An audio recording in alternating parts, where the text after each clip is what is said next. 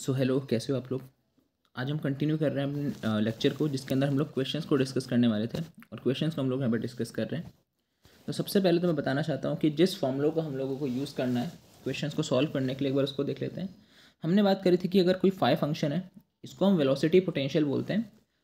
अगर q is equal to minus del phi के equal हो जाए, अगर ऐसा कंडीशन सेटिस्फाई होती है तो ये वेलोसिटी पोटेंशियल कहलाता है फाई फंक्शन। दूसरी बात हमने कहा था कि अगर हमारे पास किसी भी फंक्शन को वेलोसिटी पोटेंशियल बनना है, ये वेलोसिटी पोटेंशियल जैसे जस्टिफाई करना है, तो डेल क्रॉस क्यू करने पे जो रिजल्ट है वो जीरो आना चाहिए। अगर ऐसा हो जाता है तो उस केस में हम बोलते हैं कि वेलोसिटी पोटेंशियल फंक्शन एग्जिस्ट करता है, और ये फ्लूइड डायनेमिकल कंडीशन हमारे पास होती है। This is the fluid dynamical condition, आप ध्यान रख सकते हो। नाउ इसके बाद हम लोगों ने सेकंड कंडीशन डिस्कस करी थी फ्लूइड डायनेमिकल होने के लिए, जो थी u D x plus we D Y plus W D z is equals to minus del phi. ये जो डिफरेंशियल इक्वेशन आई है ये परफेक्ट है, क्योंकि u जो है वो x पे डिपेंड कर रहा है, v जो है y पे डिपेंड कर रहा है, और w जो है वो z पे डिपेंड कर रहा है, और ये ओवरऑल माइनस डेल फाई के इक्वल है, डी फाई के इक्वल है। तो ये एक परफेक्ट डिफरेंशियल इक्वेशन है। तो अगर हम u d x v D Y plus W D z को लेके चलें और अगर ये परफेक्ट डिफरेंशियल इक्वेशन बन जाती है, तो उस केस के अंदर हम ये बोल सकते हैं कि हमारा जो वेलोसिटी पोटेंशियल है वो एग्जिस्ट कर रहा है, वेलोसिटी पोटेंशियल एग्जिस्ट कर रहा है। एक बात और हम लोगों को ध्यान रखनी होती है यहाँ पे, कि अगर हमारा सरफेस इक्वी पोटेंशियल सरफेस है तो उस केस में फाई तो कांस्टेंट होगा, क्योंकि हर पॉइंट पे पोटेंशियल सेम है, तो वेलोसिटी पोटेंशियल भी हर पॉइंट पे सेम होगा। So D phi should be equal to zero, मतलब U D x plus we D Y plus W D Z equal to zero.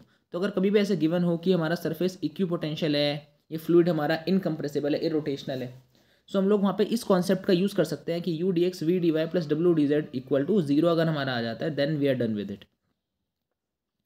इसके बाद हमारे पास हमें पता है कि भाई फ्लूइड अगर हमारा इनकम्प्रेसिबल होता है, अगर हमारा फ्लूइड इनकम्प्रेसिबल होता है तो इक्वेशन ऑफ कॉन्टिन्यूटी तो del dot q equal to zero हो जाती है इनकम्प्रेसिबल फ्लूइड के केस में। और क्यू की जगह पे अगर हम माइनस का डेल फाई पुट कर दें, so del square phi equal to क्या हो जाएगा, zero. So this is again the condition for a fluid to be incompressible, कि अगर फ्लूइड इनकम्प्रेसिबल है तो इक्वेशन ऑफ कॉन्टिन्यूटी तो del cross q equal to zero होती है, बट साथ ही साथ डेल स्क्वायर फाई निकालेंगे तो वो भी जीरो आएगा अकॉर्डिंग टू आवर कंडीशंस। सो ये हमारे पास एक तरीके से हम इसको जस्टिफाई करा सकते हैं कि अगर हमारे पास कभी भी क्वेश्चन में पूछने के लिए आए कि फंक्शन मतलब हमारे पास वेलोसिटी पोटेंशियल एग्जिस्ट कर रहा है, तो हम इन दो इक्वेशंस का यूज़ कर सकते हैं। चलिए स्टार्ट करते हैं विद द न्यूमेरिकल। सो अगर आप देखेंगे तो पहला आपको यहाँ पे मिलेगा कि वेलोसिटी फील्ड आपको दे रखी है 3xz upon r5, 3yz upon r5, 3z square upon r5। आपको प्रूव करना है कि जो लिक्विड मोशन है वो पॉसिबल है, और वेलोसिटी पोटेंशियल जो है वो cos theta upon r square से दिया जाएगा। ये चीज़ हमें प्रूव करनी है। साथ ही साथ हमें स्ट्रीम लाइंस को भी फाइंड आउट करना है इसके बाद। तो सबसे पहले तो हमें दिखाना है कि भाई लिक्विड मोशन पॉसिबल है, तो लिक्विड मोशन पॉसिबल है इसका मतलब हमारे पास फाई फंक्शन ये वेलोसिटी पोटेंशियल एग्जिस्ट करेगा। सो इसके लिए हम लोग क्या करते हैं, इसके लिए हम लोगों को अब करना क्या होगा, सबसे पहले हम u को जस्टिफाई करेंगे। u हमारे पास कितना है 3xz अपॉन r5, जो में वेलोसिटी पोटेंशियल गिवन है, इसमें पहली वाली क्वांटिटी u के लिए, दूसरी क्वांटिटी वेलोसिटी पोटेंशियल की v के लिए, और तीसरी वाली क्वांटिटी जो है 3z स्क्वायर अपॉन r5 वो हमारे पास जो क्वांटिटी है that is for z w। अब नाउ अगर मैं यहाँ पे ये दिखा दूँ कि del U over del X, ये जो मैंने लिखा है इसकी value plus del V upon del Y ये, and del W by del Z, अगर इन तीनों का मैं सम करूं और सम करने पे अगर हमारे पास रिजल्ट हमारा जीरो मिल जाता है, सॉल्व करने पे अगर हमारा रिजल्ट जीरो मिल जाता है, इसका मतलब फ्लूइड हमारे पास इरोटेशनल है, ठीक है। और साथ ही साथ वो डिफरेंशियल इक्वेशन एग्जैक्ट भी बन जाएगी हमारे पास, U D x plus we D Y plus W D Z, क्योंकि एक्चुअल में यू डी एक्स का मतलब क्या होता है, partial derivative of U with respect to X. Del V हमारे पास सिमिलरली अगर हम del V by del Y की बात करें तो partial derivative of V with respect to Y, and similarly the third one. चलिए एक एक करके इन तीनों की हम लोग वैल्यूज़ कैलकुलेट करते हैं और वहाँ से हम इसका वैल्यू निकालने का ट्राई करते हैं।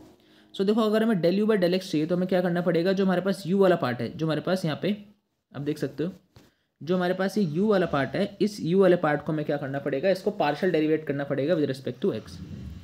सो देखो कैसे डेरिवेट, हम इसको डिफ्रेंसिएशन कैसे करेंगे हम इसका, कि सबसे पहले अगर हमें दिख रहा है कि x के रिस्पेक्ट में करना है पार्शियल डेरिवेटिव, तो 3 और z ये दोनों क्वांटिटीज कांस्टेंट और दे विल कम आउट।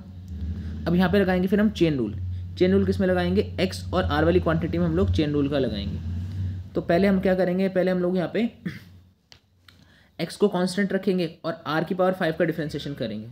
तो अगर एक्स को कांस्टेंट रख के अगर आप यहाँ पे आर की पावर 5 का डिफ्रेंशिएशन करते हो वो कितना आएगा, -5 आर की पावर 6 आ जाएगा। और फिर आर का हम फिर से पार्शियल डेरिवेटिव करेंगे तो हो जाएगा del r by del x. ठीक है, ये वाली क्वांटिटी हो जाएगी। अब इसके बाद फिर हम क्या करेंगे, प्लस करके फिर हम यहाँ पे 1/r की पावर 5 को कांस्टेंट रखेंगे और फिर x का डिफ्रेंशिएशन करेंगे तो it will remain the same.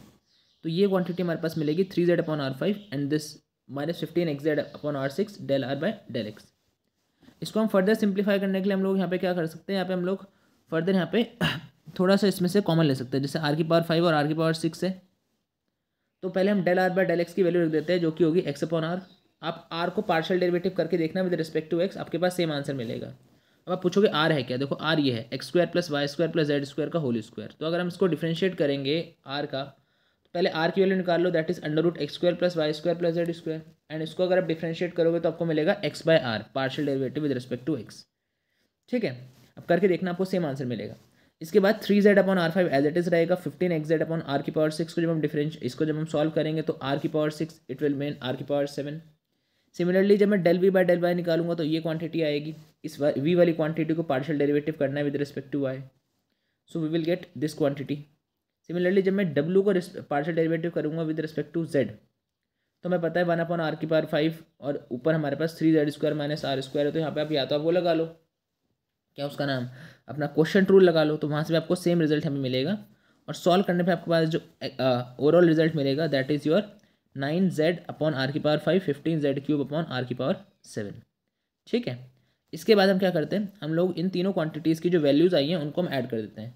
अगर हम तीनों क्वांटिटीज़ की वैल्यूज़ को ऐड करेंगे that means we are adding this quantity, we are adding this quantity and we are adding the last one this quantity. इन तीनों को ऐड करने पर हम देखेंगे तो हमारे पास ये 15r5/-15r5 आएगा, तो एग्जैक्टली कट के ये 0 हो जाएगा। तो यहाँ से हमें क्या मिला, यहाँ से हमें ये तो मिला ना कि del u by del x, del v by del Y, del w by del z equal to 0 आ रहा है। इसको हम del cross q equal to 0 भी लिख सकते हैं, इसमें भी कोई हर्ज नहीं है। तो ये हमारे पास equation of continuity of liquid को जस्टिफाई कर रहा है। और अगर कोई भी हमारे पास इक्वेशन ऑफ कॉन्टिन्यूटी को मतलब सेटिस्फाई करता है तो वहाँ पे लिक्विड मोशन पॉसिबल हो पाता है। अब तीसरी बात हमें ये बतानी है कि हमारे पास ये वेलोसिटी पोटेंशियल इस केस में cos θ/r² है, हमें इस बात को यहाँ पे दिखाना है। तो अगर आपको cos θ/r² वाली वैल्यूज़ को अगर आपको यहाँ पे दिखाना है तो क्या करना पड़ेगा, पहले आपको यहाँ पे u dx v dy और w dz को आपको लेके चलना पड़ेगा। सो u dx + w dy v dy + w dz को लेके चलो। u की वैल्यू में पता है 3yz/r5 है, dx लिखेंगे। फिर v की वैल्यू में पता है कि 3z² - r² है, फिर यहाँ पे हम 3yz/r5 और dy है। और सिमिलरली w की वैल्यू 3z² - r² और dz है। इसको हम फर्दर सॉल्व करने के लिए हम लोग क्या करेंगे, न्यूमरेटर से हम लोग 3z कॉमन ले लेंगे। देखो हर एक क्वांटिटी में 3z मिलेगा आपको इन तीनों के अंदर। So we will take this out common, 3z common आएगा तो यहाँ बचेगा x dx। ठीक है, ये बचेगा x dx, साथ ही साथ y dy और z dz हमारे पास बचेगा और डिवाइड में आएगा r5 और माइनस dz/r³ को हमें अलग करना पड़ेगा। इस dz/r³ को हमें अलग करना पड़ेगा यहाँ पे। ठीक है, ये ध्यान रखना। अब जब हम इसको फर्दर आगे सॉल्व करेंगे तो 3z/ यहाँ पे हमारे पास r5 है बेसिकली ना, तो ऊपर हमारे पास क्या है, हमने 2 से मल्टीप्लाई डिवाइड करा। ऐसा क्यों करा, देखो मैं बताता हूँ। मैंने बताया था कि अगर u dx + v dy + w dz, अगर हम ये दिखा पाएँ कि ये परफेक्ट डिफरेंशियल इक्वेशन है तो वहाँ पे हमारे पास ये जस्टिफाई हो जाएगा कि हाँ भाई यहाँ पे वेलोसिटी पोटेंशियल एग्जिस्ट करता है एंड उसके लिए फिर हम वैल्यू भी निकाल सकते हैं। सो इसलिए हम u dx + v dy + w dz को हम चाहेंगे कि परफेक्ट डिफरेंशियल इक्वेशन बने, जिसके लिए हम इसको फर्दर आगे सिंप्लीफाई करना चाह रहे हैं। तो जब मैंने 2 से मल्टीप्लाई 2 से डिवाइड करा तो ऊपर आया 2x dx 2y dy 2z dz। ठीक है, माइनस dz/r³। अब हमें यहाँ पे पता है फर्दर, देखो अगर आप देखोगे यहाँ पे ये 2x dx 2y dy 2z dz है क्या, ये एक्चुअल में r² का डिफरेंशिएशन ही तो है ना। r² मतलब x² + y² + z², इसका अंडर रूट और उसका स्क्वायर। तो अगर अंडर रूट से स्क्वायर कटेगा तो it will 2x dx 2y dy 2z dz। So it is nothing but differentiation of r² minus dz/r³ हमारे पास है। अब देखो फर्दर आगे इसमें कुछ नहीं बचा, थोड़ा सा क्वेश्चन बचा है यहाँ पे। अब देखो 3z/ हमारे पास 3z/2 था और ये dr²/r⁵ था। ठीक है, और ये dz/r³ हमारे पास था। तो यहाँ पे आप क्या करो, देखो फर्दर अगर हम इसको सॉल्व करें तो ये डिफरेंशिएशन ऑफ r² के रिस्पेक्ट में r5 का डिफरेंशिएशन हो रहा है। तो अगर आप इसको परफॉर्म करते हो R5 के रिस्पेक्ट में इसको डिफ्रेंशिएट करते हो तो आपके पास जो मिलेगी वैल्यू दैट इज dr/r², और बाकी dr/r³ ऐसे ही रहेगा। फर्दर आप यहाँ पे इसको 3r² को हम यहाँ पे इंटरचेंज कर लेते हैं, है ना, in the terms of r² से मल्टीप्लाई डिवाइड करके, and we are done with it. So basically अगर आप पूरा सॉल्व करके देखोगे तो ये माइनस का d/r³ आएगा। सो आपको ध्यान रखना है कि हमारा जो मेन टास्क है जस्ट इधर राइट हैंड साइड में हमारे पास एक परफेक्ट डिफरेंशियल बन जाए, इसके लिए हमें कुछ भी मल्टीप्लाई डिवाइड करना पड़े तो हम वहाँ पे हम इसको कर सकते हैं। सो क्वेश्चन थोड़े से डिफिकल्ट होते हैं, बट येस अगर आप इसको एक दो बार प्रैक्टिस करोगे तो वहाँ से हम इस रिजल्ट तक डायरेक्टली पहुँच पाएंगे। ठीक है, इसके अलावा हमारे पास क्या लिखा है कि अगर हमारे पास 5 एग्जिस्ट करना है तो -d5 को इक्वल होना पड़ेगा माइनस के dz/r³ के। एंड अगेन अगर हमें 5 यहाँ से चाहिए होगा, हमें वेलोसिटी फंक्शन चाहिए तो हमें क्या करना पड़ेगा, इसको हमें इंटीग्रेट करना पड़ेगा, तो 5 की वैल्यू आएगी z/r³। अगर हम स्फेरिकल कोऑर्डिनेट सिस्टम में लिखें तो z की वैल्यू कितनी होती है, r cos थीटा होती है। स्फेरिकल कोऑर्डिनेट के अंदर z की वैल्यू होती है r cos थीटा, z की जगह पे r cos थीटा पुट कर देते हैं, r³ एज इट इज रहेगा तो r से r कट जाएगा तो इट इज़ cos θ/r²। और आई थिंक हमें इसी को प्रूफ करना था, आप चाहे चेक कर लो एक बार। यस, हमें वेलोसिटी पोटेंशियल निकालना है cos θ/r², that is correct. हमें स्ट्रीम लाइन्स निकालने के लिए भी बोला जा रहा है, तो स्ट्रीम लाइन्स निकालने के लिए हम लोग क्या करा करते हैं, हम लोग यहाँ पे स्ट्रीम लाइन्स के लिए dx/3z² ये निकालते हैं, dy निकालते हैं और dz निकालते हैं। ये पूरी क्वांटिटीज हम लोग निकालते हैं, और मतलब dx के नीचे u वाला कॉम्पोनेंट, dy के नीचे v वाला कॉम्पोनेंट और dz के नीचे z वाला w वाला कॉम्पोनेंट। ठीक है, अगर हम इसके आगे मूव करें फर्दर, हमें स्ट्रीम लाइन्स निकालनी है इसके अंदर।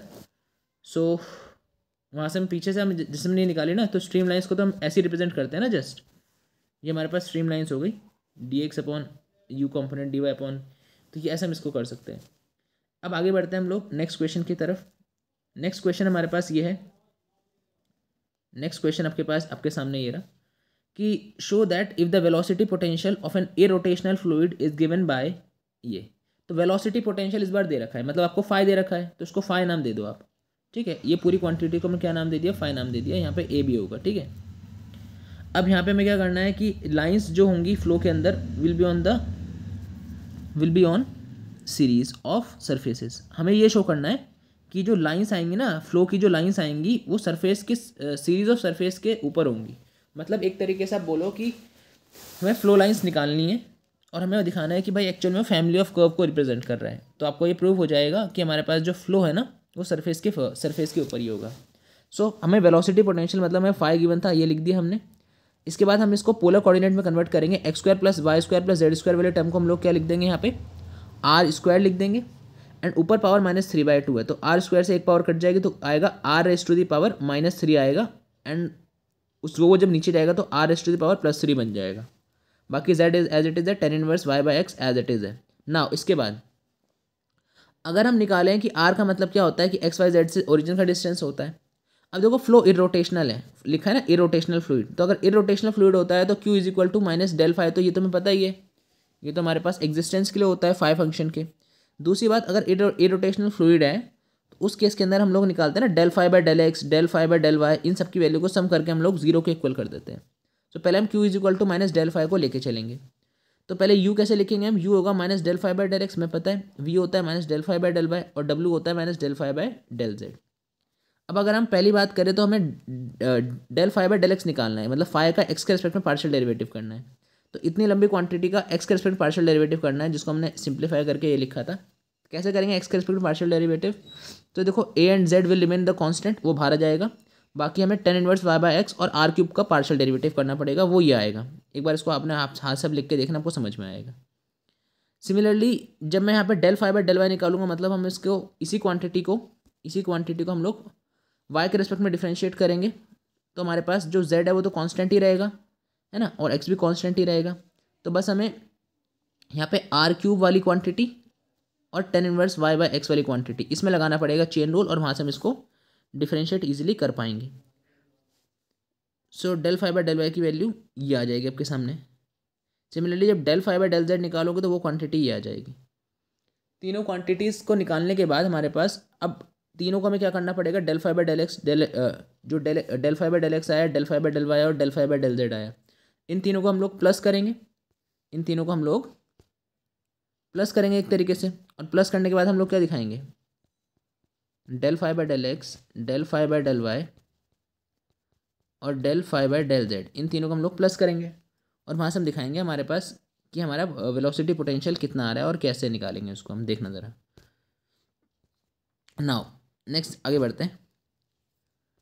अब देखो जैसे हमने तीनों क्वांटिटीज़ निकली तो हम स्ट्रीम लाइन्स तो ऐसे लिखते हैं, d x upon, streamlines लिखने का तरीका क्या होता है हमारा, d x upon this quantity, d y upon ये क्वान्टिटी और डी जेड अपॉन ये क्वान्टिटी। ये क्वान्टिटी पीछे से हमने जो निकाली है वही क्वान्टिटीज़ हमारे पास हैं। अब तीनों इक्वल हैं तो यहाँ से हम R5 से R5 काटेंगे, ठीक है, और यहाँ से R5 ए वाली क्वांटिटी से ए काट देंगे। और फर्दर हम जब इन तीनों को इक्वल रखेंगे तो कैसे करेंगे देखना ज़रा। इन तीनों में मैं x की मल्टीप्लाई कर रहा हूँ और x से डिवाइड कर रहा हूँ, y से मल्टीप्लाई y से डिवाइड, z से मल्टीप्लाई z से डिवाइड, उससे क्या होगा हमारे पास, और उन तीनों को प्लस कर रहा हूँ तो न्यूमरेटर होगा x dx y dy z dz, और डिनोमिनेटर में हमारे पास ये तीनों क्वांटिटीज़ हमारे पास क्या हो जाएंगी, आपस में ऐड हो जाएंगी। ये जब ऐड होंगे तो ये कुछ इस टाइप से दिखेंगी, z 3x square plus Y square का whole square tan inverse Y by X square plus Y square tan inverse X plus 3z square minus R square and so on. फिर हम इसको फर्दर आगे simplify करेंगे तो यहाँ पर हमारे पास z है और ये क्वांटिटी है, z ये ऐसी रहेगा एज इट इज़। इन दोनों में z टेन इनवर्स एक्स है कॉमन, तो tan inverse Y by x ये हमारे पास कॉमन आ जाएगा। X square plus Y square इसमें भी है, इसमें भी है, तो वो भी कॉमन आ जाएगा और ब्रैकेट में ये क्वांटिटी बचेगी। इसको हम फर्दर आगे सॉल्व करेंगे तो हमारे पास ये क्वांटिटी आएगी। And lastly x D x Y D y z d z को हम लिखेंगे नीचे, तो ये 2z हो जाएगा, ठीक है, 2 को आगे लिख दो z के साथ, मतलब ऐसे रिलेट कर लो इनको, और आर स्क्वायर की वैल्यू पुट कर लो X square plus Y square plus Z square. अच्छा, इसके अलावा अगर हम ये तुमने फर्स्ट सेकंड थर्ड को इक्वल करा, अगर हम फिर से इसको इक्वल करते हैं तो हमारे पास ये वैल्यू निकल के आती है ओवरऑल सॉल्व करके। एंड नाउ हमें उन तीनों इक्वेशन को सॉल्व करके मैंने बताया था क्या करना है आपको, एक तरीके से दो इक्वेशन में कन्वर्ट करना है। तो हमने जो दो इक्वेशन निकाली थी, एक तो फोर्थ इक्वेशन निकाली थी हमने यहाँ पे, और एक फिफ्थ इक्वेशन निकाली है ये वाली। इन दोनों को जब मैं इक्वल करूँगा तो इन दोनों को इक्वल करने से ये मिलेगा, और इसको हम फर्दर सॉल्व करने के लिए हम जब क्रॉस मल्टीप्लाई करेंगे एंड देन जब हम इसको सॉल्व करेंगे तो ये ऐसा बनेगा और परफेक्ट डिफरेंशियल बनेगा। देखो नीचे आया x square plus Y square plus Z square, ऊपर आया ये, तो नीचे वाले का डिफरेंशिएशन ही तो है ना ऊपर। तो एक तरीके से हम इसको इंटीग्रेट करेंगे तो ln x square plus Y square plus Z square बनेगा। राइट हैंड साइड में भी x square plus Y square ln x square बनेगा, और 2/3 एज इट इज रहेगा, और प्लस कॉन्स्टेंट के लिए हमने ये लिख दिया। फर्दर सॉल्व करेंगे तो ये आ जाएगा हमारे पास, क्या आ जाएगा, x square plus Y square plus Z square, ठीक है, ये ध्यान रखना है यहाँ पे। नाउ अब हमारा लास्ट काम बचा है, हमने इन सब की वैल्यूज़ निकाल दी और हमने इसको इंटीग्रेट भी कर दिया, and then we are done with it. हमारा क्वेश्चन इतना ही है, यहाँ पे इतना ही क्वेश्चन हमने लिखा है और दैट इज़ हमारा ये सॉल्व हो गया। हमें क्वेश्चन में सॉल्व क्या करना था, अगर आपको दिखाया जाए तो क्वेश्चन में हमारे पास ये था ना, शो करना था कि वेलोसिटी पोटेंशियल जो होगा वो सीरीज ऑफ सरफेस को रिप्रेजेंट करेगा। तो देखो अब ये सीरीज ऑफ सरफेस आया या नहीं आया, ये जो हमारे पास डिफरेंशियल इक्वेशन आई है क्या है, सीरीज ऑफ सरफेस को रिप्रेजेंट कर रही है नहीं कर रही है। सी एक आर्बिट्रेरी कांस्टेंट है और ये पूरा सरफेस इक्वेशन है, सरफेस की इक्वेशन है, ठीक है। तो ऐसे करके आप इसको ध्यान रखना। नाउ इसके बाद हमारे पास अगला जो है वो एक और क्वेश्चन है, उसको और देख लेते हैं। ये क्वेश्चन भी काफ़ी ईजी है, इसलिए मैं इसको देखो बहुत ज़्यादा कैलकुलेशन पे नहीं जाएंगे, कैलकुलेशन आप एक बार खुद देखिएगा, मैं क्वेश्चंस को जस्ट दिखा रहा हूँ और सॉल्व करने की अप्रोच बता रहा हूँ, ठीक है। तो यहाँ पर जैसे आप क्वेश्चन अगर पढ़ो तो क्वेश्चन में अगर आप देखोगे तो क्या लिखा है, क्वेश्चन में लिखा है कि टेस्ट करना है कि जो मोशन है ना स्पेसिफाइड बाय ऐसे, ये मोशन लिखा है आपके पास, ये पॉसिबल है या नहीं है, पॉसिबल मोशन होगा या नहीं होगा इनकम्प्रेसिबल फ्लूइड के लिए, और अगर होगा तो स्ट्रीम लाइन्स पता लगाओ। तो स्ट्रीम लाइन्स में तो कोई दिक्कत नहीं होती, डी एक्स अपॉन यू वाला component d y upon v और डी डब्ल्यू अपॉन जेड। फिर हमें पोटेंशियल भी निकालना है, मोशन जो है वो पोटेंशियल काइंड का है नहीं पता करना है, और फिर वेलोसिटी पोटेंशियल निकालना है। काफ़ी बड़ा क्वेश्चन है, पर सिंपली देखो हमें क्यू दे रखा है, क्यू मतलब वेलोसिटी दे रखी है एक तरीके से एक्स वाई जेड एक्सिस में। तो हमारे पास यू वाला कॉम्पोनेंट जो होगा वो कितना हो जाएगा, हमारे पास यू हो जाएगा माइनस का del square y upon x square plus Y square, ठीक है, del square y upon x square plus Y square. और वी वाला कॉम्पोनेंट क्या हो जाएगा, माइनस मतलब del square x upon x square plus Y square. अब देखो यू होती है एक्स एक्सिस में वेलोसिटी और वी होती है वाई एक्सिस में, तो इसको अगर स्विच भी कर दोगे तो इससे कोई फर्क नहीं पड़ेगा, एक तरीके से ये सिमेट्रिक फंक्शंस हैं। और डब्ल्यू जीरो है, मतलब हमारे पास क्योंकि क्यू वाले कॉम्पोनेंट में कहीं भी डब्ल्यू नहीं है तो वो कॉम्पोनेंट जीरो है। तो हम पहले del you by del x, del we by del Y और del W by del Z निकालेंगे। इन तीनों को प्लस करेंगे, प्लस करने पे आप देखोगे ये क्वांटिटी जीरो हो जाएगी क्योंकि ये दोनों क्वांटिटी सेम है। तो ये इक्वेशन ऑफ कॉन्टिन्यूटी है इनकम्प्रेसिबल फ्लूइड के लिए, क्योंकि ये करने पे जीरो आ रहा है, इसका मतलब हमारे पास पॉसिबल लिक्विड मोशन होगा। इसके बाद डिफरेंशियल इक्वेशन लिखनी है स्ट्रीम लाइन्स के लिए, तो कैसे लिखी जाएगी, dx upon this, dy upon this, dz upon this, ये हमने लिख दिया। और इसके बाद अगर हमें फर्दर वो दिखाना होता है, इसके बाद अगर हमें फर्दर ये दिखाना है कि ये हमारे पास कितनी होगी स्ट्रीम, मतलब हमारे पास स्ट्रीम लाइन्स दिखानी है कि आगे हम सॉल्व करेंगे ना, वेलोसिटी पोटेंशियल निकालेंगे, तो कैसे करेंगे। सो थर्ड कंपोनेंट में D Z by Z zero के इक्वल था हमारे पास, तो जेड कांस्टेंट आ जाएगा एक बात। सेकंड रेशियो में X D x Y D Y equal to zero आ रहा है, तो इसको इंटीग्रेट करने में मिलेगा X square plus Y square equal to C two square. तो स्ट्रीम लाइन्स ये दोनों आ गए हमारे पास जो सीरीज़ को रिप्रेजेंट कर रही हैं। अब ये सर्कल को रिप्रेजेंट कर रही हैं जिसका सेंटर ओरिजिन है और उसका रेडियस C2 है, तो ये ध्यान रखना है। इसके अलावा हमें वेलोसिटी पोटेंशियल निकालना है, तो उसके लिए तरीका क्या होगा, पहले u D x v D Y plus W D z निकालना पड़ेगा। ये एक परफेक्ट डिफरेंशियल इक्वेशन बनना चाहिए, तो वेलोसिटी पोटेंशियल एग्जिस्ट करेगा। तो जब हमने इन तीनों को ऐड करा तो लैम्डा स्क्वायर कॉमन लेने के बाद ये क्वांटिटी आई। इसमें दोनों तरफ वाई स्क्वायर से डिवाइड करा तो ये डी एक्स वाई ऊपर बना, नीचे 1 प्लस एक्स बाय वाई का होल स्क्वायर बना। ये पूरी क्वांटिटी और कुछ नहीं, tan inverse x by y का डिफ्रेंसिएशन ही है। तो एक तरीके से परफेक्ट डिफरेंशियल इक्वेशन बन गई जो ये बता रही है कि वेलोसिटी पोटेंशियल एग्जिस्ट कर रहा है। तो फाई किसके इक्वल हो जाएगा, lambda square tan inverse x by y के इक्वल हो जाएगा। फाई की वैल्यू इतनी आएगी क्योंकि लेफ्ट हैंड साइड में डी फाई था, उसको इंटीग्रेट करके फाई आएगा, और यहाँ पर अगर इसको हम इंटीग्रेट करेंगे तो डी कट जाएगा इंटीग्रेशन से, तो ये आ जाएगा। तो फ्लो पोटेंशियल काइंड का है, मतलब पोटेंशियल वेलोसिटी पोटेंशियल एग्जिस्ट करेगा, तो वहाँ से प्रूव हो जाएगा कि पोटेंशियल काइंड का फ्लो है। अब अगर इक्वी पोटेंशियल सरफेस हमें निकालना है तो फाई कांस्टेंट होता है इक्वी पोटेंशियल सरफेस में, वेलोसिटी कांस्टेंट रहती है हर एक कंपोनेंट की। सो इक्वी पोटेंशियल सरफेस में फाई कांस्टेंट है, एंड जब हम फर्दर आगे इसको सॉल्व करेंगे, फाई अगर हमारे पास कांस्टेंट है और हम इसको ऐसे तो लिखेंगे, फिर tan inverse x by phi equal to constant, और एक्स बाय फाई की वैल्यू निकालेंगे तो ये आएगी। और ये पूरी क्वांटिटी कांस्टेंट होगी क्योंकि constant upon lambda square is again a constant, and 10 apply करने पे भी कांस्टेंट आएगा, से 1/m बोल दिया। सो अगर हम देखेंगे तो x को मल्टीप्लाई जाके और m को x से मल्टीप्लाई करके y is equal to mx मिलेगा। This is nothing but equation of straight line, और ये ओरिजिन से पास कर रही है क्योंकि इसमें c वाला कंपोनेंट नहीं है, mx प्लस c में c ओरिजिन होता है। सो इक्विपोटेंशियल सरफेस जो है एक तरीके से क्या बना हमारे पास, हमने सॉल्व करा तो इक्विपोटेंशियल सरफेस हमारे पास जो बना है वो एक स्ट्रेट लाइन बनी है जो एक पैरामीटर पे डिपेंड कर रही है, एक फैमिली ऑफ पैरामीटर पे डिपेंड कर रही है। और ज्योमेट्री से ये चीज़ एविडेंट हमारे पास है कि लाइन सेगमेंट जो सेंटर से पास करती है और सर्कल को इंटरसेप्ट करती है वो डायमीटर होती है। तो हमारे पास एक तरीके से इक्विपोटेंशियल सरफेस जो हमारे पास बना है वो हमारे पास वेलोसिटी के साथ 90 डिग्री का एंगल बना रहा है। देखो सर्कल के साथ रेडियस हमेशा 90 बनाती है, तो यहाँ से ये बात जस्टिफाई भी हो जाती है। तो ऐसे करके हम लोग इन क्वेश्चंस को निकाल सकते हैं। परफेक्ट डिफरेंशियल बनाना होता है, थोड़ा टफ काम है, एग्जाम में क्वेश्चन आए तो आप चाहे तो उसको मतलब काफ़ी हद तक एंड तक कर सकते हो शो, पर हमें थोड़ा बहुत देखो ऐसी चीज़ों को हमें समझना है कि जैसे हम ये लिखते हैं ना कि x Y d x d y upon y square, ये एक्स बाय वाई का डिफरेंशिएशन है। तो ये थोड़ा सा हमारे पास इसको बोलते हैं मेथड ऑफ इंसेप्शन, ठीक है, कि हमें पहले से पता होगा, तो वहाँ से हम इस चीज़ को निकाल सकते हैं। अच्छा, इसके बाद हमारे पास एक दो चीज़ और है, उसको हम डिस्कस करते हैं नेक्स्ट लेक्चर में या फिर इसी लेक्चर में देखते हैं। चलिए नेक्स्ट हमारे पास जो heading that is kinematic boundary condition और बाउंड्री सरफेस, तो इसको समझते हैं। सबसे पहले समझो काइनेमेटिक वर्ड आया है मोशन से, तो यहाँ पे मोशन होगा, किसका मोशन होगा, किसी बाउंड्री का मोशन होगा। अच्छा, अब क्यों होगा ये समझना। देखो कोई भी लिक्विड जब फ्लो करेगा तो वो पक्का किसी ना किसी बाउंड्री से कनेक्टेड होगा, और अगर वो बाउंड्री मोशन में हो जाती है तो जो कंडीशन बनती है उसको बोलते हैं काइनेमेटिक बाउंड्री कंडीशन। मतलब लिक्विड चल रहा है, ठीक है, अब लिक्विड जिस सरफेस के कांटेक्ट में है वो सरफेस भी चल रहा है, तो इसका मतलब जो बाउंड्री है लिक्विड की वो भी मोशन में है, तो इसलिए बोलते हैं काइनेमेटिक बाउंड्री कंडीशन। तो लिखा है कि अगर कोई भी फ्लूइड कांटेक्ट में होता है एक मूविंग रिजिड बाउंड्री के, ठीक है, रिजिड होनी चाहिए सरफेस ये बाउंड्री। अच्छा, अगर रिजिड ना हो तो एक ऐसे सरफेस के ऊपर हो जिसमें वो फ्लूइड अनमिक्स रहे। मान लो दो लिक्विड है, एक की डेंसिटी ज़्यादा एक की कम, तो वो मिक्स नहीं होंगे, तो ये हमें ध्यान रखना है। तो आपसे बताया जा रहा है कि उस केस में इनके बीच का कांटेक्ट कब तक रहेगा, मतलब दो लिक्विड आपस में कांटेक्ट में कब तक रहेंगे, कब तक उनका मिक्सिंग होना स्टार्ट नहीं होगा। तो ये तभी तक होगा जब तक उनका नॉर्मल कंपोनेंट सेम नहीं हो जाता, और जिस भी केस में उनका नॉर्मल कंपोनेंट सेम हो गया तब उनकी मिक्सिंग जो हमारे पास एक तरीके से वो स्टार्ट हो जाएगी, और उस केस के बाद फिर उनका कांटेक्ट नहीं रहेगा। देखो कांटेक्ट का मतलब होता है कि वो मिक्स ना हो, ठीक है। तो इसी को हम बोलते हैं बाउंड्री सरफेस। इन सच केस जो मूविंग रिजिड सरफेस होता है उसको बाउंड्री सरफेस बोला जाता है, और जो कंडीशन होती है उसको बोलते हैं काइनेमेटिकल बाउंड्री कंडीशन। डायग्रामेटिकली जरा इस चीज़ को हम लोग बहुत ही ध्यान से समझेंगे, क्योंकि डायग्राम अगर आपने समझ लिया तो आपको डेरिवेशन या कोई भी फॉर्मूला करने में कभी दिक्कत नहीं आएगी। तो आप ध्यान से इसको देखिएगा। ठीक है, ध्यान से देखना ज़रा इसको।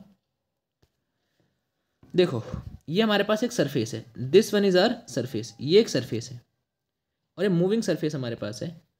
ये हमारे पास जो सरफेस है that is your moving rigid boundary. अब यहाँ पे हमारे पास बात क्या है, बात ये है कि ये जो हमने अलग पॉइंट लिया है, ये वाला पॉइंट, जो ये वाला पॉइंट है, ये पॉइंट हमारे पास कैसा है, ये एक सरफेस के ऊपर एक पॉइंट है पी आर कॉमा टी, इसको कर लो P R comma T, R के साथ यहाँ पे आप टी भी डाल लो, ठीक है, पी आर कॉमा टी है। अब यहाँ पे एक छोटी सी चीज़ और है कि हो क्या रहा है यहाँ पे, हो ये रहा है कि हमारे पास लिक्विड तो इसके अंदर है, लिक्विड तो यहाँ पर है, वो लिक्विड चल रहा है और ये जो बाउंड्री हमने बनाई थी वो भी चल रही है। बाउंड्री के ऊपर एक पॉइंट लिया है पी आर कॉमा टी। अब इस बाउंड्री पे जो नॉर्मल बनेगा, इस बाउंड्री पे जो नॉर्मल बनेगा वो तो ये बनेगा ना, जो बाउंड्री पे जो नॉर्मल बनता है हमेशा हमारे पास वो तो ये बनता है पी आर कॉमा टी, ये नॉर्मल है, एन कैप बोल दिया इसको। अच्छा अब सुनो, दो हमारे पास वेलोसिटी है, एक तो क्यू वेलोसिटी और एक क्यू एस है। क्यू का मतलब है लिक्विड की वेलोसिटी, लिक्विड जिस वेलोसिटी चल रहा है वो क्यू है, और क्यू एस जो वेलोसिटी है वो सरफेस की वेलोसिटी है कि हमारा जो सरफेस है वो कितनी स्पीड से चल रहा है, क्योंकि सरफेस भी मूविंग है। तो लिक्विड ऊपर चल रहा है, सरफेस नीचे चल रहा है। अब दोनों का अगर मैं कंपोनेंट लूँ एन कैप के अलॉन्ग, एन कैप के अलॉन्ग कंपोनेंट क्या होगा, तो क्यू का कंपोनेंट होगा क्यू कॉस थीटा और क्यू एस का कंपोनेंट भी होगा क्यू एस कॉस थीटा। तो दोनों का हमारे पास ये क्या है, कंपोनेंट है। तो एन कैप के अलॉन्ग कंपोनेंट एक क्यू का क्या है, क्यू कॉस थीटा, और क्यू एस का है क्यू एस कॉस थीटा। और कॉस थीटा जब हम लगाते हैं तो डॉट प्रोडक्ट आता है, ए डॉट बी होता है ना, ए बी कॉस थीटा। सो वहाँ से ध्यान रखना कि अगर हम इसको दोनों को मल्टीप्लाई करें, क्यू एस कॉस थीटा और एन कैप की मल्टीप्लाई करें तो हमें मिलेगा q S dot n cap, जो हमने यहाँ पे लिखा है। और अगर मैं क्यू की मल्टीप्लाई कर दूँ, क्यू कॉस थीटा की मल्टीप्लाई कर दूँ एन कैप से, तो मुझे मिलेगा क्यू डॉट एन कैप। तो वहाँ से इसको रिलेट कर सकते हो। अब एक चीज़ समझना कि कुछ टाइम बाद ये पी आर टी वाला पॉइंट क्यू पे आ जाएगा। अब जब क्यू पे आ जाएगा तो क्या कंडीशन होगी, ध्यान रखना। कंडीशन हमारे पास ये होगी, कंडीशन हमारे पास ये होगी कि अगर स्टार्टिंग में हमारे पास इसकी आर है, स्टार्टिंग में अगर हमारे पास इसकी पोजीशन आर है, टी है और थीटा है, तो क्यू पे आने के बाद इसकी जो कंपोनेंट हो जाएगा वो आर प्लस डेल्टा आर हो जाएगा, ठीक है। टाइम हो जाएगा टी प्लस डेल्टा टी, और थीटा हो जाएगा थीटा प्लस डेल्टा थीटा। ये हो जाएगा इस क्यू वाले पॉइंट पे इसका कंपोनेंट। अब इन कंपोनेंट का हमें करना क्या है, फिर अगेन इन कंपोनेंट का यूज़ क्या है। देखो इस कंपोनेंट की हेल्प से फिर हम एक इक्वेशन डिराइव करेंगे जिसको हम अभी देखते हैं। तो आई होप आपको डायग्राम समझ में आया होगा। बस एक लिक्विड पे एक पॉइंट लिया है जो क्यू तक मूव करेगा और इनके कंपोनेंट को हमने देख लिया। अब देखो जैसे ये दोनों कंपोनेंट इक्वल हो गए, क्यू डॉट एन कैप और q S dot n cap equal हो गए, इसका मतलब इनका जो एन कैप के अलॉन्ग कंपोनेंट है, जो नॉर्मल कंपोनेंट है वो सेम हो गया। तो अब इनके बीच की मिक्सिंग स्टार्ट हो जाएगी और अब फिर एक काइनेमेटिकल बाउंड्री कंडीशन रहेगी नहीं, मतलब कुछ बाउंड्री नहीं बची, अब तो मिक्स होना स्टार्ट हो गया ना वो। तो अब इसी को हम फर्दर आगे मूव करते हुए और समझने का ट्राई करते हैं। तो देखिएगा,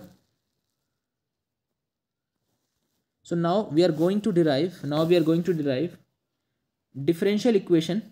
now we are going to derive differential equations which is satisfying by the boundary condition of the fluid, जो फ्लूइड की बाउंड्री कंडीशन को सेटिस्फाई करे। सो देखना हमने क्या करा, सबसे पहले हमने ले लिया कि f r t is equivalent to zero, मान लेते हैं, लेट करा है कि आर और टी का हमारे पास जो फंक्शन है वो जीरो के इक्विवेलेंट है और ये कोई भी मूविंग रिजिड बाउंड्री है, ऐसा हमने लेट करा है। और पी आर टी कोई भी पॉइंट लिया उस बाउंड्री के ऊपर फिक्स पॉइंट ओ के साथ। क्यू वेलोसिटी है मूविंग फ्लूइड की और क्यू एस जो वेलोसिटी है वो उस मूविंग सरफेस की वेलोसिटी है क्यू एस। एन कैप कोई भी नॉर्मल यूनिट वेक्टर है surface P r T point पर। तो यूनिट वेक्टर को हम लोग कैसे लिखते हैं, आपको पता है यूनिट वेक्टर को लिखने का तरीका है वेक्टर डिवाइडेड बाय उसका मॉड्यूलस। अब एन कैप जो है हमारे पास एक तरीके से फंक्शन की तो वेलोसिटी है ना, एन कैप नॉर्मल कंपोनेंट है सरफेस का, और एफ आर टी हमारे पास मूविंग रीजन बाउंड्री है। तो एफ का ही हम ले लेंगे डेल, ये वेक्टर को रिप्रेजेंट करेगा, del by del f, del by del Y, del by del z, और नीचे हम उसी वेक्टर का मॉड ले लेंगे तो हमें एन कैप की वैल्यू मिलेगी। डायग्राम इसका भी सेम है जो ऊपर बनाया था हमने, ऊपर हमने समझा था और यहाँ पे हम इसको अप्लाई कर रहे हैं। अब देखो यहाँ पे क्या हो रहा है, due to contact of moving fluid and moving surface, क्योंकि दोनों कॉन्टैक्ट में है तो एक टाइम बाद इनका नॉर्मल कंपोनेंट सेम तो ज़रूर होगा, क्योंकि जब एक दूसरे के ऊपर मूव करेंगे तो एक टाइम पे उनका नॉर्मल कंपोनेंट सेम हो जाएगा। और जब मैं एन कैप की वैल्यू लिखूंगा, देखो एन कैप की वैल्यू कितनी है, del f by mod f. और हमारे पास अगर एन कैप की वैल्यू दूसरी वाली लिखेंगे तो वो भी सेम ही होगी, del f by del f. अब देखो यहाँ पे q dot del phi is equal to q S dot del f हमारे पास यहाँ पे है। अब देखो नीचे तो मॉड एफ है ना, तो वो डॉट प्रोडक्ट से उसको फर्क नहीं पड़ेगा, वो तो कैंसिल आउट हो जाएगा। तो एक तरफ रहेगा q dot del phi del f is equal to इधर रहेगा q S dot del F.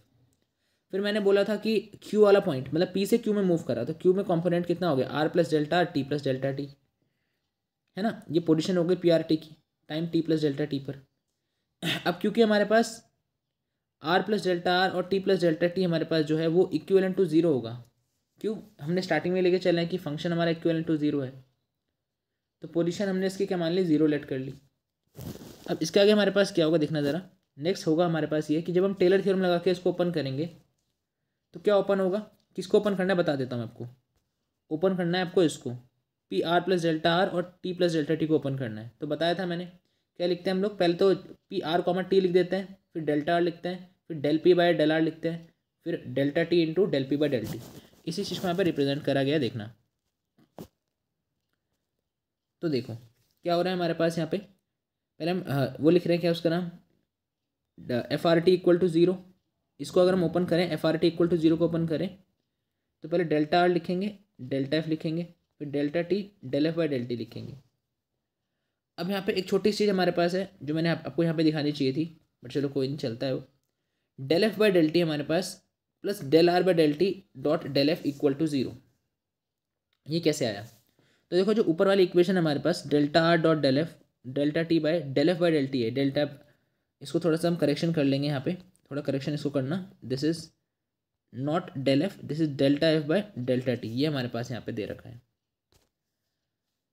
तो यहाँ पे मैंने डेल्टा टी से मल्टीप्लाई कर दिया दोनों तरफ, है ना, डेल टी से दोनों तरफ ऑपरेट कर दिया, तो ये डेल एफ बाय नहीं सॉरी डेल्टा टी से मैंने डिवाइड करा है, यहाँ पे मैंने इस डेल्टा टी से डिवाइड करा है, तो डेल्टा टी नीचे आ गया, यहाँ भी नीचे आ गया, ठीक है। और सिमिलरली हमारे पास यहाँ पे del F by del T as it is रहेगा, del F by del T as it is रहेगा, और डेल्टा टी इसके नीचे आ जाएगा, इसके नीचे डेल्टा टी आ गया इक्वल टू जीरो। अब लिमिट अगर जीरो की तरफ टेंड करूंगा तो डेल्टा टी अगर जीरो की तरफ टेंड कर रहा है तो इसका मतलब ये डी टी में कन्वर्ट हो जाएगा, तो D F by D T is equal to मतलब del F by del T is equal to D R by D T और del F equal to zero. अब D R dot D T का del F के साथ जो product है वो तो Q S dot del phi के इक्वल है, पीछे हमने दिखाया था अभी, चेक करो Q S dot del phi के इक्वल है। तो यहाँ से मैं जो इक्वेशन मिली that is del phi by del t plus Q dot del phi equal to zero. और ये हमारे पास रिक्वायर्ड डिफरेंशियल इक्वेशन है किसके लिए, एक सरफेस को काइनेमेटिकल बाउंड्री सरफेस होने के लिए, कि del F by del t plus Q dot del F equal to क्या होना चाहिए जीरो। तो आपको इसको याद कर लो कि अगर काइनेमेटिकल बाउंड्री कंडीशन है तो उस केस में पहले हम एफ का टी के रेस्पेक्ट में पार्शियल डेरिवेटिव निकालेंगे और उसमें क्यू डॉट डेल फाई को जीरो को इक्वल अगर हम दिखा देते हैं तो फिर ये काइनेमेटिकल बाउंड्री कंडीशन है। फिर अगेन मैं एक बार रिपीट कर देता हूँ क्योंकि इसका यूज़ बहुत होने वाला है। पहले हम del F by del t निकालेंगे, जो भी फंक्शन गिवन होगा उसको टाइम के रेस्पेक्ट में डिफरेंशिएट करेंगे। फिर हमें क्यू जो वेलोसिटी गिवन है, ये क्यू किसकी वेलोसिटी है, लिक्विड की, सरफेस की नहीं है, सरफेस की तो क्यू एस थी, क्यू ले लेंगे, उसका डेल फाई से ऑपरेट करेंगे, मतलब डेल्टा फाई निकालेंगे उसका, मतलब del F by del x, del F by del Y, del F by del z, और इन तीनों को इस तरीके से सम करने के बाद, लीनियर सम करने के बाद इक्वल टू जीरो अगर दिखा पाएंगे तो हमारे पास एक काइनेमेटिकल बाउंड्री सरफेस की कंडीशन हो जाएगी। सिमिलरली अगर क्यू है तो क्यू को मैं कई बार रिप्लेस करके क्यू एस भी लिख सकता हूँ, क्योंकि एक्चुअल में दोनों क्यू एस और क्यू तो सेम हो जाएंगे ना, क्यू एस और क्यू सेम हो जाएंगे, ये तो कंडीशन थी ना हमारे पास जब लिक्विड मिक्स होना स्टार्ट होगा। तो मैं या तो क्यू निकाल लूँ तो क्यू एस निकाल लूँ, एक ही बात यहाँ पे मानी जाएगी, ठीक है। तो आई होप आपको इतनी बात समझ में आई होगी, है ना। और ये D R by D T आपको पता है कि डिस्प्लेसमेंट अपॉन टाइम क्या होता है, वेलोसिटी, तभी ये क्यू एस बना था, सरफेस की वेलोसिटी। चलो उससे फ़र्क नहीं पड़ता, क्वेश्चंस के थ्रू उसको समझने का ट्राई करेंगे, क्वेश्चन से ज़्यादा समझ में आएगा, ठीक है। देखना ज़रा। सो पहला क्वेश्चन आपके सामने ये है, first question is determine the restrictions on F1 F2 F3, F1 F2 F3 पे रेस्ट्रिक्शंस निकालना है। अगर x square upon A square F1t, y square b square F2t, z square upon C square F3t is equal to 1, अगर इनका सम 1 है तो आपको बताना है कि F1 F2 F3 पे क्या कंडीशन है। और ये हमारे पास सरफेस ऑफ लिक्विड को रिप्रेजेंट कर रहा है ना, एक हमारे पास काइनेमेटिकल सरफेस है उसके लिक्विड को रिप्रेजेंट कर रहा है। तो आपको कुछ नहीं करना, आपको जो काइनेमेटिकल बाउंड्री सरफेस वाली कंडीशन है उसको लगाना है, और अगर आप वहाँ से उसको जीरो के इक्वल दिखा पाते हो, इसका मतलब हमारा जो सरफेस है ना लिक्विड का, वो काइनेमेटिकल बाउंड्री को रिप्रेजेंट कर रहा है। तो हमारा main task, what is our main task? Main task यही है कि del F by del t plus Q dot del f is equal to zero दिखाना। ये दिखा देंगे तो हमारा काम यहाँ पे फिनिश हो जाएगा। तो सबसे पहले हमने जो मैं गिवन था ये बड़ा वाला है ना, सबसे पहले जो मैं ये बड़ा वाला गिवन था इसको हम लेके चलेंगे, एक्स स्क्वायर अपॉन ए square F one T, Y square upon B square F two T, Z square upon सी स्क्वायर एफ थ्री टी। इसको हमने F x Y Z T मान लिया, फंक्शन है एक्स वाई जेड और T का। अब हमें आगे क्या करना पड़ेगा, हमें एफ तो पता है, तो मैंने बताया था पहले हम इसको टी के रिस्पेक्ट में पार्शियल डेरिवेटिव करेंगे, इसके टी के रिस्पेक्ट में पार्शियल डेरिवेटिव करेंगे। तो पहले तो हम हमारी जो डिफरेंशियल इक्वेशन बनेगी क्या बनेगी, देखो ज़रा, जैसे ही मेरे को एफ को टी के रिस्पेक्ट में पार्शियल डेरिवेटिव करना होगा, ठीक है, तो पहले तो देखो, पहले तो मैंने इसी इक्वेशन को मैंने इस फॉर्म में रिप्रेजेंट कर दिया। यहाँ पे डेल फाइव को ओपन कर दिया, del by del x del by del y में, है ना, इस फॉर्म में। अब आगे सुनो, अब इस एफ का मैं टी के रिस्पेक्ट में पार्शियल डेरिवेटिव कर रहा हूँ, तो कैसे करूँगा, देखो एक्स स्क्वायर बाई स्क्वायर तो कॉन्स्टेंट की तरह बिहेव करेगा, एज इट इज़ आ जाएगा। एफ वन टी का डिफ्रेंसिएशन हो जाएगा, एफ वन डॉट लगा के लिख दिया मैंने, मतलब डेरिवेटिव है। Y square upon B square as it is है, एफ टू का डेरिवेटिव एफ टू डॉट है, z square upon C square as it is, f three का डेरिवेटिव ये हो गया एफ थ्री डॉट। अब अगर मेरे को नेक्स्ट काम क्या होगा, del F by del X निकालना, del F by del Y निकालना और del F by del Z निकालना, क्योंकि दोनों इक्वेशन तो आपस में इक्विवेलेंट है ना। तो अब मैं एक्स के रिस्पेक्ट में पार्शियल डेरिवेटिव करूँगा इसका। तो अगर मैं एफ का पार्शियल डेरिवेटिव करूँगा विद रिस्पेक्ट टू एक्स, तो कितना होगा ये देखो ज़रा। तो इसमें देखो Y square upon B square, Z square upon सी स्क्वायर, ये दोनों टर्म्स हमारे पास जीरो के इक्वल हो जाएंगी, सिर्फ एक्स स्क्वायर अपॉन ए स्क्वायर का डेरिवेटिव करना रहेगा। तो एक्स स्क्वायर का डेरिवेटिव होगा टू एक्स अपॉन ए स्क्वायर, और एफ वन टी ये टाइम का फंक्शन है, तो ये तो कॉन्स्टेंट की तरह बिहेव करेगा, तो एज इट इज़ रहेगा। फिर अगर मैं इसको इसी एफ को वाई के रिस्पेक्ट में डेरिवेटिव करूँगा, तो two Y upon B square F two T as it is रहेगा, and similarly del F by del Z भी एज इट इज़ रहेगा। अब अगर मैं इन तीनों वैल्यूज़ को उठा के सेकंड इक्वेशन में पुट कर दूँ, ठीक है, del F by del t की भी इन सब की भी, तो इक्वल टू जीरो आना चाहिए। और जैसे मैं इसको लिखूँगा, जैसे मैं देखूँगा इसको, तो मैंने ये वैल्यूज़ यहाँ पे पुट करी, इक्वल टू जीरो हमने ले लिया। अच्छा, इक्वल टू जीरो प्रूफ करना है, इक्वल टू जीरो लेना है, तो दे रखा है हमारे पास कि डिफरेंशियल इक्वेशन बाउंड्री सरफेस को रिप्रेजेंट कर रही है, बाउंड्री सरफेस की है डिफरेंशियल इक्वेशन, तो इक्वल टू जीरो तो ऑटोमेटिकली होगा, इक्वल टू जीरो लेके चलें। देन अगेन आगे हम क्या करेंगे, इसको हम फर्दर ऐसे एक्सप्रेस कर सकते हैं, देखो x square by a square इस जगह भी है, x square by a square इस जगह भी है, और x square by a square हमारे पास और किस जगह पे है, नहीं बस दो ही जगह हमारे पास हमें देखने को मिलेगा, एक तो इधर और एक इधर। तो एक्स बाई ए स्क्वायर मैंने कॉमन ले लिया, x f one as it is रहेगा, यहाँ पे x by a square common लिया तो two u f one as it is रहेगा। फिर मेरे को वाई बाई बी स्क्वायर, देखो यहाँ है वाई बाई बी स्क्वायर और यहाँ पे भी है वाई बाई बी स्क्वायर, तो वो कॉमन ले लिया, यहाँ पे एक वाई बचेगा एज इट इज़, ये as it is. Similarly z by हमारे पास सी स्क्वायर आना चाहिए ना, तो जेड बाय सी स्क्वायर यहाँ पे जेड बाय सी स्क्वायर है, तो जेड बाय सी स्क्वायर कॉमन लेंगे, एक जेड बचेगा वो एज इट इज़। अब देखो हमारे पास बात क्या है, so given surface one is possibly boundary surface, given था हमें कि सरफेस वन तो बाउंड्री सरफेस है लिक्विड के लिए, इसलिए जो इक्वेशन थ्री है वो भी ट्रू होगी हर एक एक्स वाई जेड के लिए। भाई अगर इक्वेशन वन कौन सी थी, ये वाली, अगर ये बाउंड्री सरफेस के लिए हमारे पास इक्वेशन है और हमने जो सॉल्व करके निकाली हमारी वैल्यू के साथ ये निकाला है, और ये भी एक बाउंड्री सरफेस को रिप्रेजेंट कर रहा है, इसका मतलब इसके अंदर जो एक्स वाई जेड आ रहा है ना, एक्स आ रहा है, वाई आ रहा है, जेड आ रहा है, ये हर एक के लिए ट्रू होगा, हर बाउंड्री सरफेस के लिए ट्रू होगा, ठीक है, हर एक एक्स वाई जेड वाले वैल्यूज़ के लिए ट्रू होगा।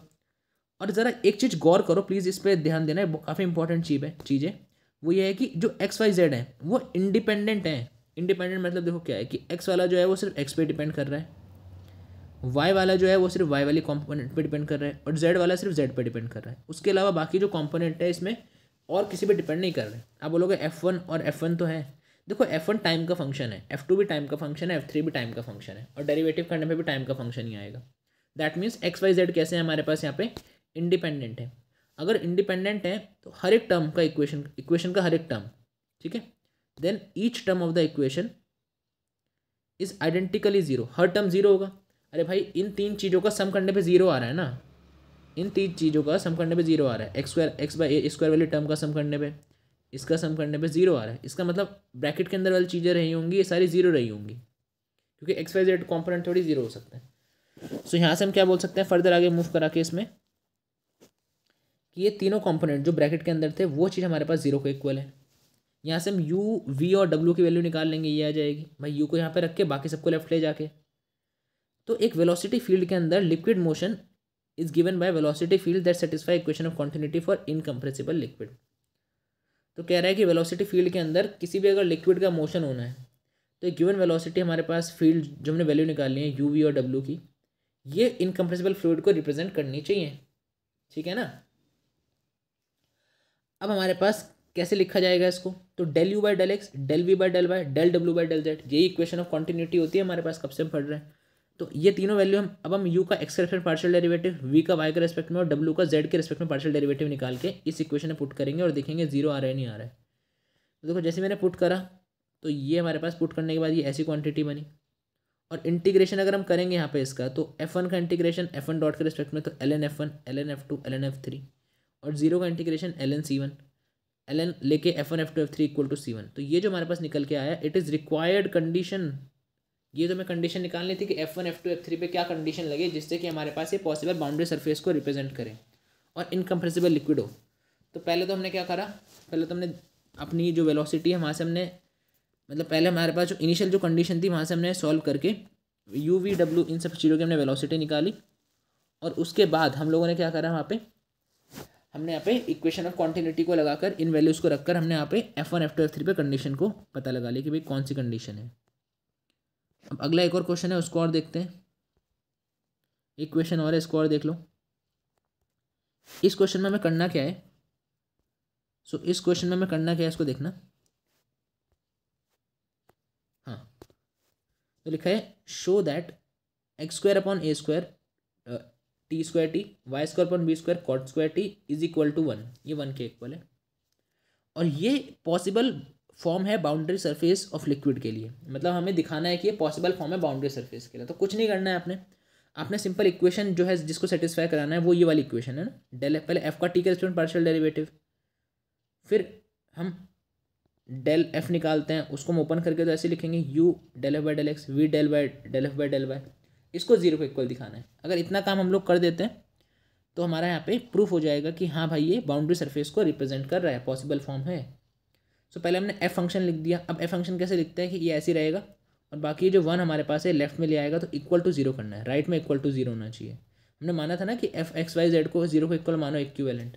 तो अगर हमारे पास फंक्शन ये गिवन है तो हमें -1 ला के इक्वल टू जीरो करना पड़ेगा। डेरिवेशन वाले पार्ट में देखना है, स्टार्टिंग में हमने माना था ना let f x Y Z t equivalent to zero. अब हमें इस इक्वेशन में वैल्यू पुट करके अगर ये जीरो को इक्वल आ जाता है तो हमारा काम हो गया।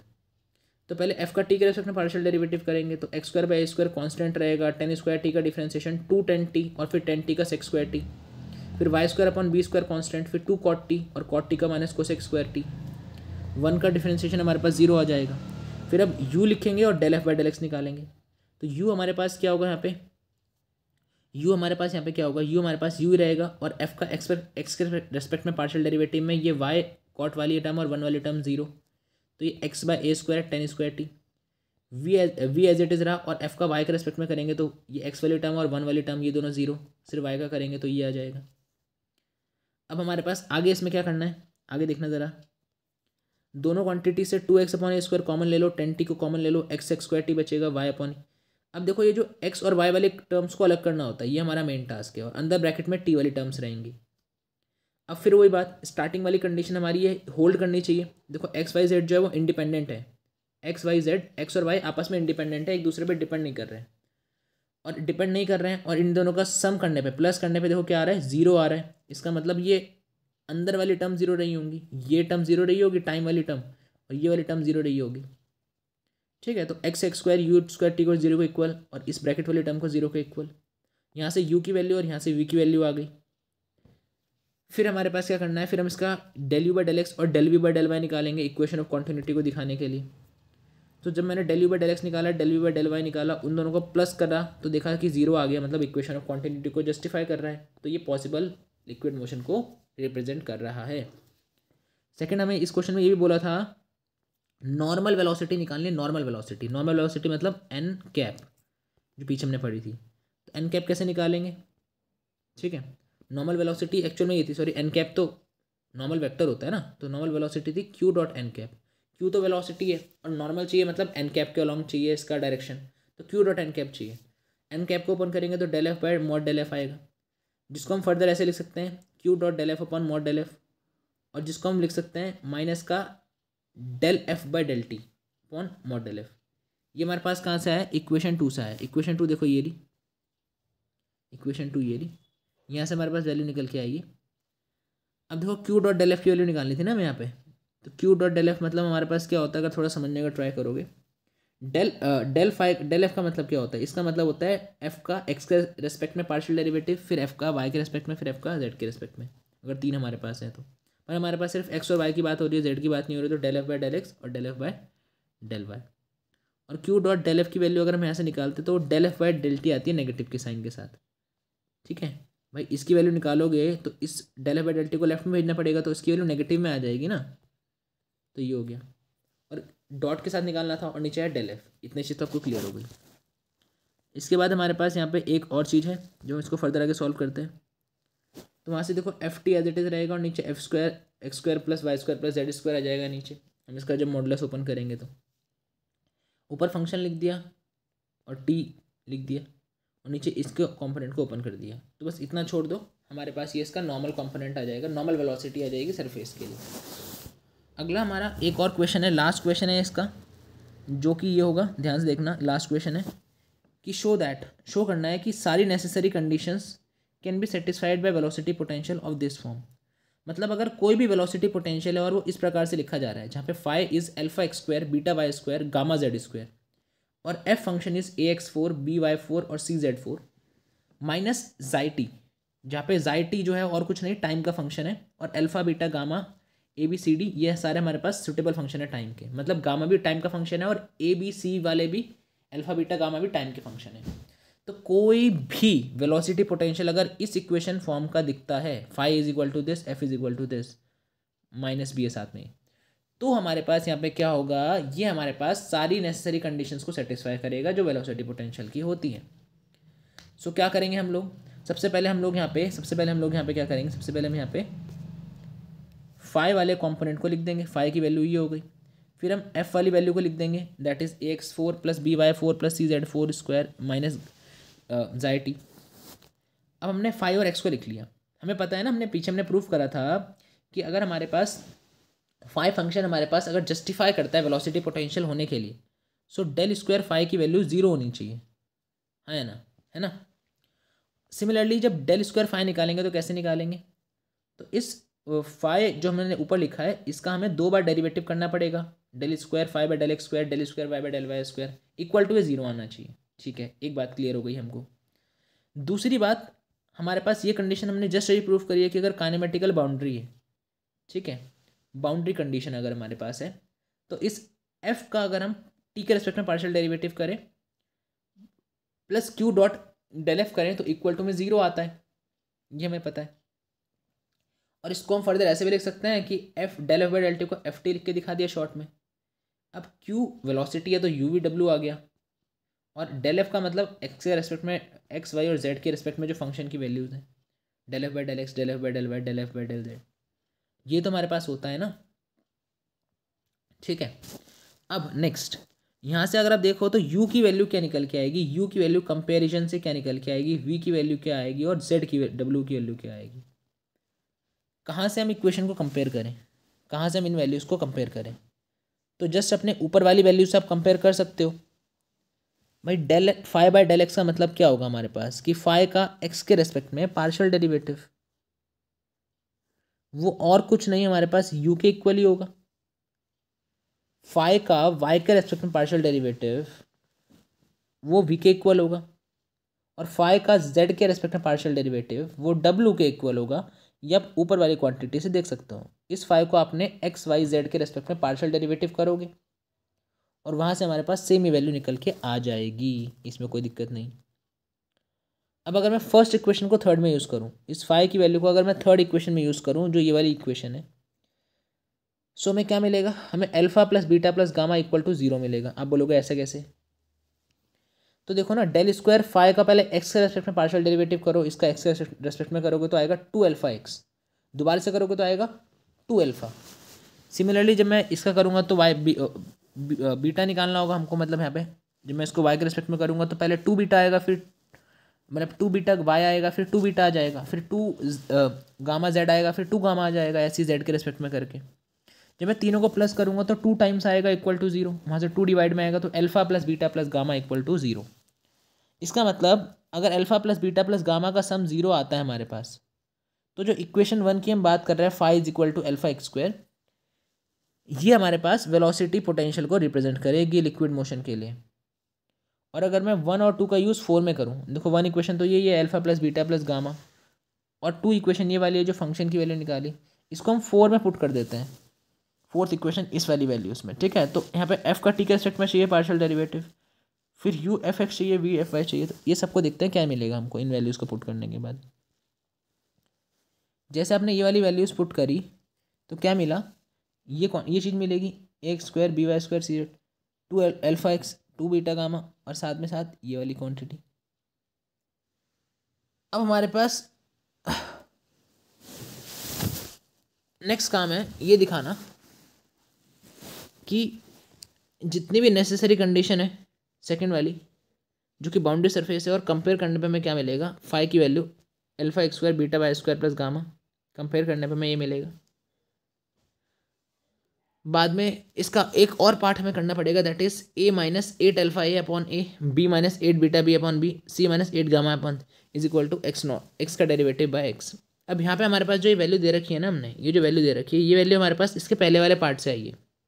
जब हम स्ट्रीम लाइन्स के लिए लिखते हैं वहाँ पे, तो सेम वही चीज़ हमने यहाँ पे भी करी, ठीक है। एक्चुअल में एक्स डॉट की वैल्यूज़ हैं और divide by A B C करने पे वो एक्स टी को ही रिप्रेजेंट कर रही हैं, तो हाँ ये चीज़ ट्रू होगी। फिर इसको इंटीग्रेट करने में हमारे पास ये वैल्यूज़ मिलेंगी।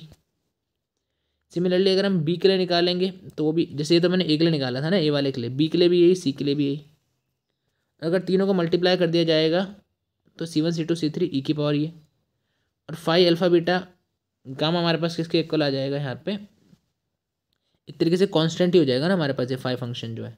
तो A B C by X cube T is equal to constant हमारे पास यहाँ से मिल जाएगा। तो क्वेश्चन थोड़ा सा टफ है, थोड़ा सा अलग क्वेश्चन है, इसका लास्ट वाला पार्ट आप फिर देखिएगा और समझने का ट्राई करिएगा, ठीक है। तो आई होप आपको सारी चीज़ समझ में आई होगी, हमने जो जो पढ़ा है यहाँ पे। लास्ट वाले क्वेश्चन में थोड़ी दिक्कत हो सकती है, बट जस्ट आप अगर आप उसको देखेंगे तो स्टार्टिंग वाला पोर्शन तो हम कर ही पाएंगे ना। उसके आगे वाला जो पोर्शन है 1 2 एंड 3 को 4 में रखने के लिए इसको 1-2 बार देखना पड़ेगा, वहाँ से चीज़ और क्लियर हो जाएगी। तो ऐसा करके हमारी फर्स्ट वाली यूनिट पूरी हो चुकी है विद ऑल द क्वेश्चंस, ठीक है। चलिए मिलते हैं किसी और वीडियो में, तब तक के लिए बाय।